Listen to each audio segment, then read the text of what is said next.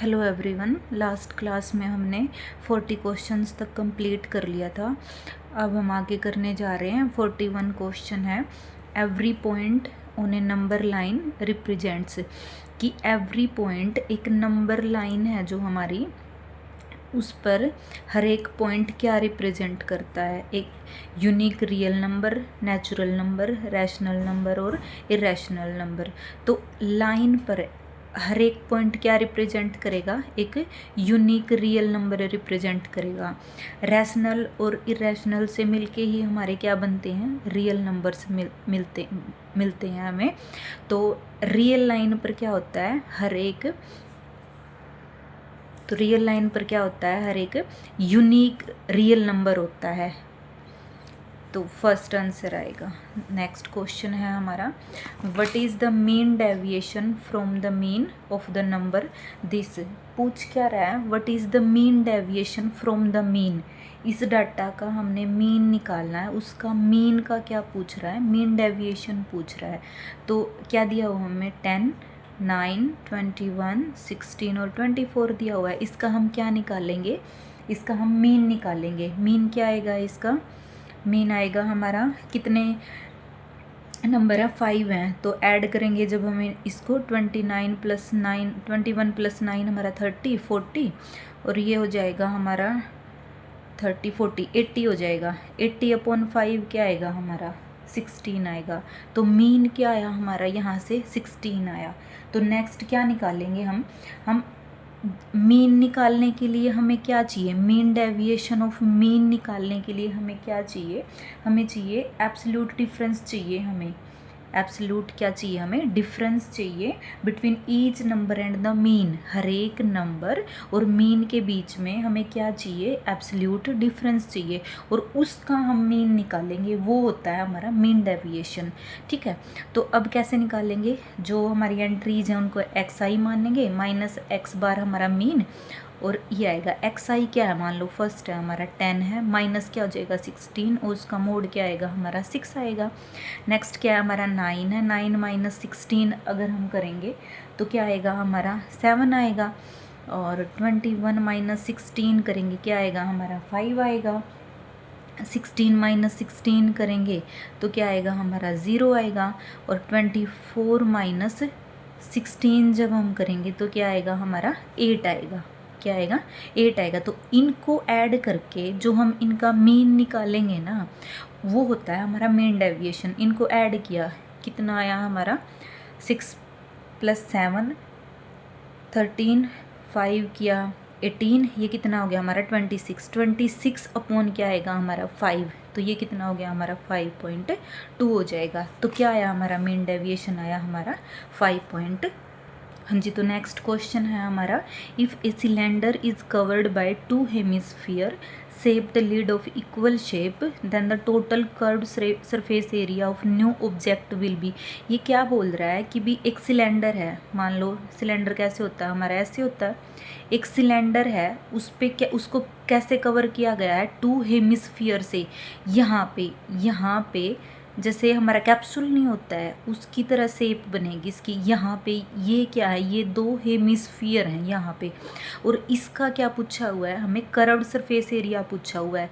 तो क्या आएगा हमारा, सिलेंडर का भी कर्व्ड सरफेस एरिया आएगा, और जो 2 ये ऊपर और नीचे हेमिस्फीयर है ना, इनका भी क्या आएगा हमारा, कर्व्ड सरफेस एरिया आएगा।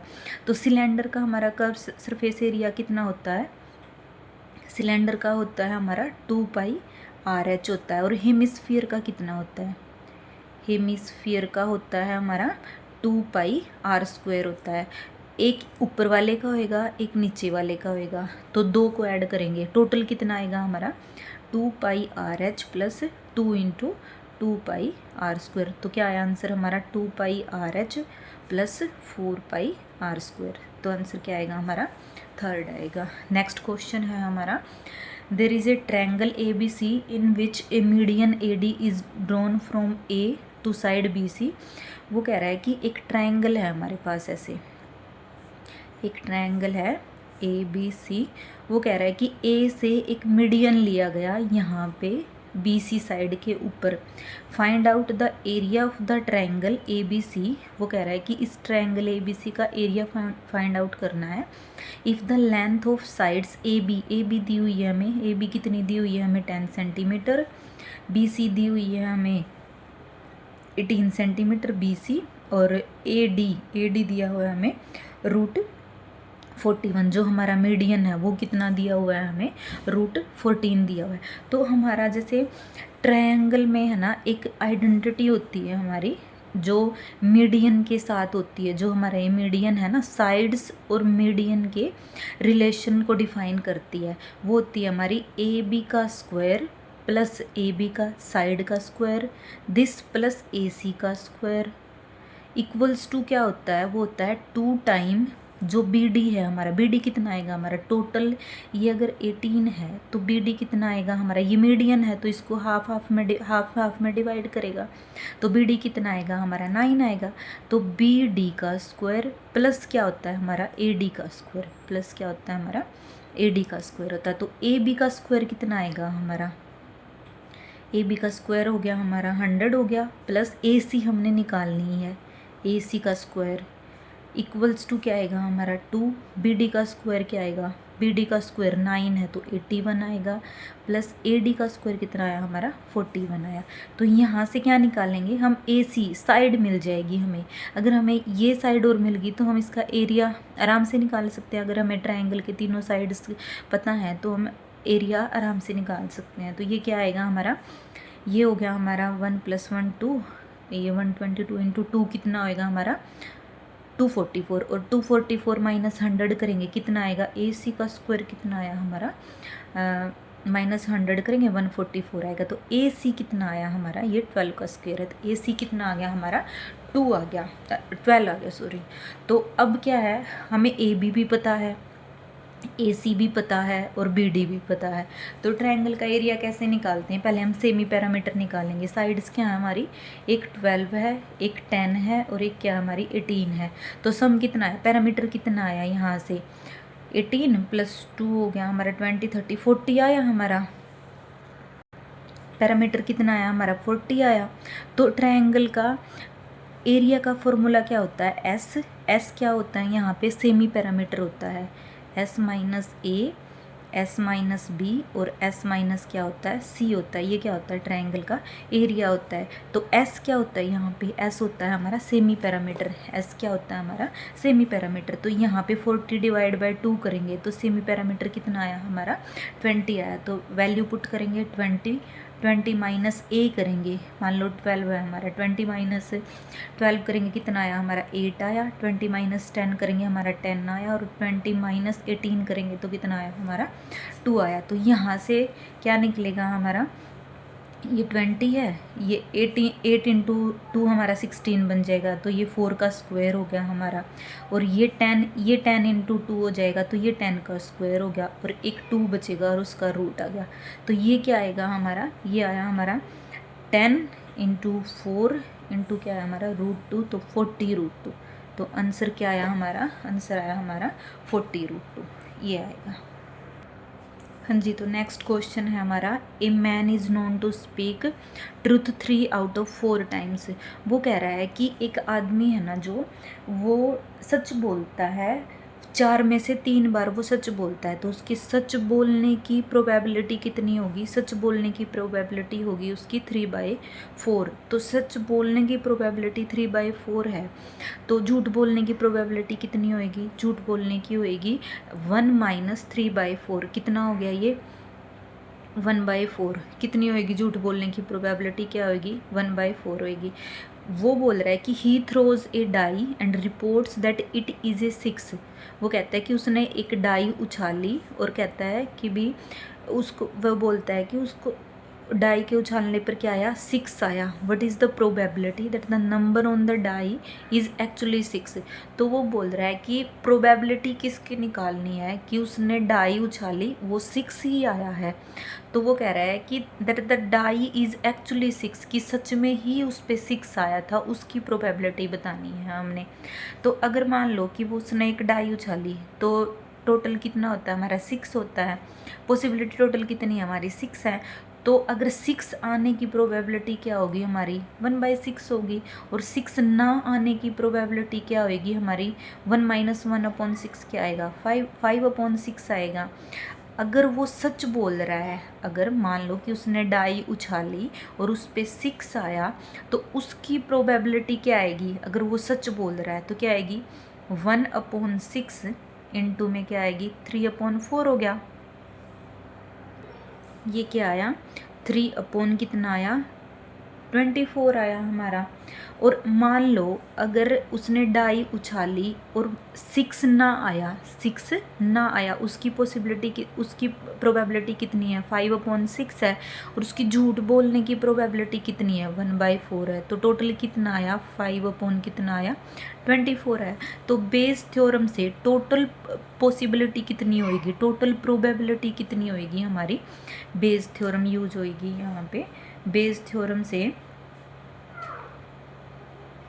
टोटल कितनी आई हमारी प्रोबेबिलिटी 3/24 प्लस 5/24 कितना आया, ये आएगा हमारा 8 कितना हो गया 24 हो जाएगा। तो टोटल कितना आया 8/24। और वो हमसे पूछ क्या रहा है, प्रोबेबिलिटी किसकी निकालनी है हमने, that the number on the die is actually 6। तो एक्चुअली 6 की कौन सी थी हमारी प्रोबेबिलिटी कि हमारे पास क्या आया है कि एक्चुअली 6 ही आया है, वो क्या थी हमारे पास 3/24 थी। तो जिसकी हमने निकालनी है वो 3/24, और टोटल कितनी है हमारे पास 8/24 कितनी है हमारे पास 8/24। तो यहाँ से क्या आएगा हमारे पास 3/8 आएगा। तो आंसर क्या आया हमारा 3/8 आएगा। तो if a set, next question है, if a set contains n elements then what are the numbers of elements in its power set. तो पावर सेट क्या होता है हमारा, बेसिकली पावर सेट होता है number of all subsets of a set. कि भी एक सेट में मान लो कि आपके पास 1 2 3 हैं, 3 एलिमेंट पड़े हैं, एक एस सेट है, इसके पावर सेट में क्या जाएगा, इसके पावर सेट में जाएगा कि एस के जितने भी सबसेट बनेंगे, एस के जितने भी सबसेट बनेंगे वो सब इसके पावर सेट में जाएंगे। Number of all subsets of a set is called power set. तो ये इसका डायरेक्ट फॉर्मूला होता है हमारा 2n, कि मान लो 3 एलिमेंट है सेट में, तो इसके पावर सेट में कितने एलिमेंट जाएंगे 2 जाएंगे। तो अगर उसने क्या बोला है कि n एलिमेंट हैं अगर सेट में, तो उसके पावर सेट में कितने एलिमेंट जाएंगे 2n जाएंगे। तो आंसर क्या आएगा हमारा 2n जाएगा। नेक्स्ट क्वेश्चन है हमारा, if the parameter of circle and square are equal then the ratio of their areas will be equal to. क्या बोला है उसने, पैरामीटर जो है वो सर्कल और स्क्वायर का इक्वल है। सर्कल का पैरामीटर कितना होता है, सर्कल का पैरामीटर होता है हमारा 2πr, और स्क्वायर का पैरामीटर कितना होता है, मान लो यहाँ पे r रेडियस है, और स्क्वायर का पैरामीटर कितना होता है, मान लो a साइड मान ली हमने 4a होता है। पूछ क्या रहा है, ratio of their areas will be equals to, circle का एरिया कितना होता है πr² होता है, और उसका स्क्वायर का एरिया कितना होता है हमारा a² होता है। तो यहाँ से हम रिलेशन निकाल लेंगे a और r के बीच में, यहाँ पे वैल्यू पुट कर देंगे। तो यहाँ से हम a की वैल्यू निकाल लेते, a की वैल्यू क्या आएगी हमारी 2πr/4 आएगी a की वैल्यू, ठीक है। तो यहाँ से 1/2, और a² की वैल्यू क्या आएगी, a² की वैल्यू आई π² r² अपॉन क्या आया हमारा 4। तो a² की वैल्यू होगी, a² यहाँ पे पुट करेंगे, रेशियो निकालनी, सॉरी हमने इक्वालिटी नहीं रेशियो निकालनी है। तो πr² रेशियो a² क्या आया हमारा π² r² अपॉन 4 आया। तो यहाँ से ये कट हो गया, r² से r कट हो गया, पाई की वैल्यू पुट करेंगे 22/7 करेंगे, तो ये कितना आएगा 22/7 करेंगे 28 रेशियो कितना आया हमारा 22 आया। ये किस पे कटेगा 2 पे 14/11 आएगा। तो आंसर क्या आया हमारा 14/11 आया। हाँ जी, तो नेक्स्ट क्वेश्चन है हमारा, if the arcs of same length in 2 circles subtended angles of 60 degree and 75 degree at there centres then what is the ratio of there ready. Ratio पूछा है हमें रेडियस का। तो 2 सर्कल दिए हुए हैं हमें, उनके सेंटर से उस आर्क पे एक 60 डिग्री का एंगल बना रहा है, और सेकेंड सर्कल क्या बना रहा है सेंटर से, वो बना रहा है 75 डिग्री का एंगल बना रहा है। जो ये आर्क दी हुई है, ये सेम दी हुई है, तो हमें यहाँ पे इसकी मान लो R1 रेडियस है, इसकी R2 रेडियस है, इनकी रेडियस की रेशो पूछी गई है। तो यहाँ पे हमें रिलेशन पता है कि L क्या होता है हमारा, L क्या होता है हमारा, L होता है हमारा थीटा, जो एंगल होता है उसकी मल्टीप्लाई R1 के साथ। L क्या होता है हमारा थीटा, जो हमें थीटा दिया गया है, और R1 ये रेडियस जो होती है, L होता है हमारा थीटा इंटू R1 होता है। और यहाँ से क्या आएगा L थीटा इंटू थीटा, यहाँ पे 75 डिग्री है और यहाँ पे 60 डिग्री है, तो R1 इंटू यहाँ पे रेडियस कितनी है हमारी R2 है। तो L दोनों में क्या बोला गया है कि आर्क्स ऑफ सेम लेंथ, ये वाली ये जो आर्क है ये सेम लेंथ है, तो ये L मान ली हमने दोनों की, तो इनकी रेशो पूछी गई है। तो रेशियो क्या आएगी हमारी, इन दोनों को इक्वल पुट करेंगे, यहाँ पे 60 डिग्री है एंगल और यहाँ पे कितना है हमारा 75 डिग्री है R2, तो R1 अपॉन R2 रेशियो कितनी आएगी 75 डिग्री अपॉन कितना होगा 60, तो ये किस पे कट होगा 15 पे, तो रेशियो कितनी आई हमारी 5:4 आएगी। तो आंसर कितना आया हमारा D आया। नेक्स्ट क्वेश्चन है हमारा, if the mean and mode of some data are 4 and 10 respectively, its median will B.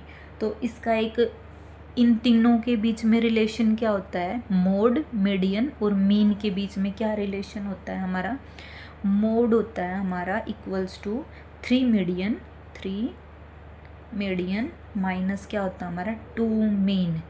मैंने तो ऐसे याद किया हुआ है इसको कि मोड यहाँ पे 1 याद कर लो आप, अगर याद नहीं होता है तो यहाँ पे 3 - 2 कितना हो गया हमारा 1 हो गया।